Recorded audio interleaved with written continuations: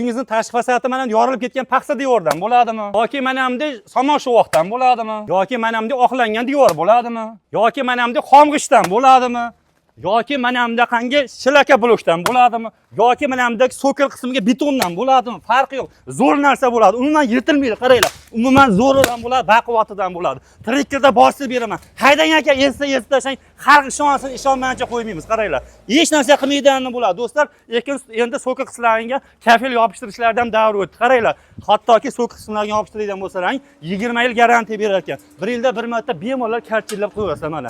Hech narsa qilmaydiganidan bo'ladi. Buni qilganingizdan keyin ko'kana qo'shlaringiz kuyib o'ladi. Qaranglar. 20 yil garantiya berar ekan, eng zo'rdan bo'ladi. Bemalol tashqi fasadlarni 20 yil esdan chiqarsalar ham bo'ladi. Agar materialni o'zi keraksa, atiga 50 ming so'm sotib olasizlar. Agar mana shunday holatda qilib bering desalaring, 85 mingdan materiali usta puli bilan ichida bo'ladi. Uyda egasi o'sha cho'li narsalarni, yotog'ini, oziq-ovqatini, svitini qilib bersa bo'ldi menimcha. Kimgadir qiziq bo'lsa, ekran pastida nomerlar turibdi. O'zbekiston bo'yicha aloqa chiqarasizlar.